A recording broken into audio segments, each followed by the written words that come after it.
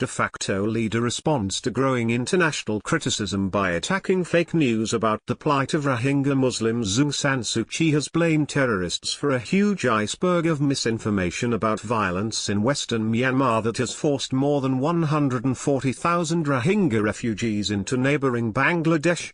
The de facto leader of Myanmar is under growing pressure to halt clearance operations by security forces in Rakhine State that the United Nations Secretary-General has warned could verge on ethnic cleansing.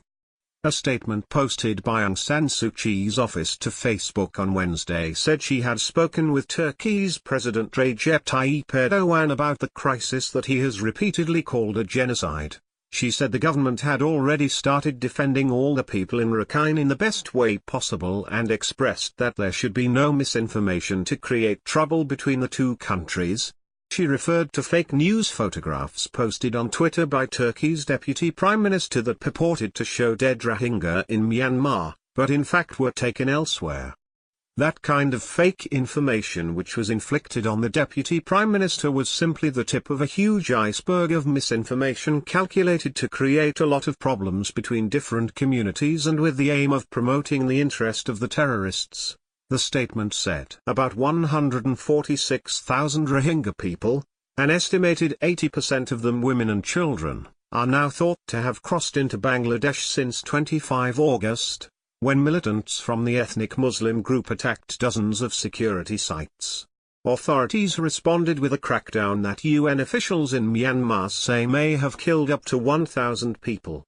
Satellite images show evidence of arson, and Rohingya refugees in Bangladesh have claimed their villages are being burned en masse. UN agencies have been barred from providing humanitarian aid in the state and journalists are prevented from entering. Hindu and Buddhist villages have also reported being targeted by Rohingya insurgents, but the Muslim minority group, who are denied citizenship and access to basic government services in Myanmar, make up the vast majority of those displaced. Myanmar has been laying landmines across parts of its border with Bangladesh in recent days, government sources in Dhaka have told Reuters. The sources speculated that mines have been placed to prevent Rohingya refugees from returning to Rakhine State.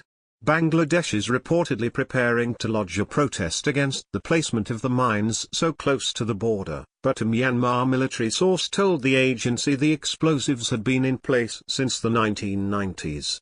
The UN chief, Antonio Guterres, issued a rare letter on Wednesday appealing to Myanmar authorities to put an end to this violence that, in my opinion, is creating a situation that can destabilize the region. Asked if the violence could be described as ethnic cleansing, Guterres told journalists on Tuesday, "We are facing a risk. I hope we don't get there." His intervention was part of a chorus of appeals by world leaders for Aung San Suu Kyi, the 1991 Nobel Peace Prize winner, to exercise influence over the military leaders that controlled the government for decades until 2015.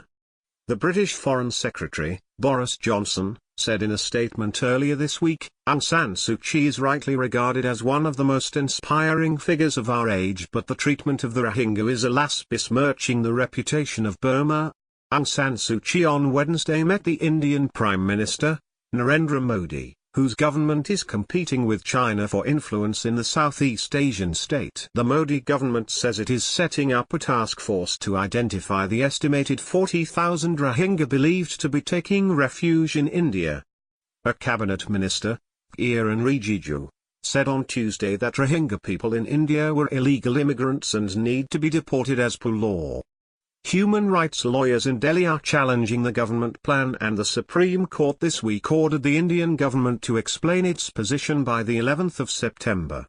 After the meeting, Modi issued a statement saying he shared the Myanmar's government's concerns about extremist violence in Rakhine State and the violence against security forces and also how innocent lives have been affected. We hope that all stakeholders together can find a way out in which unity and territorial integrity of Myanmar is respected, the statement said.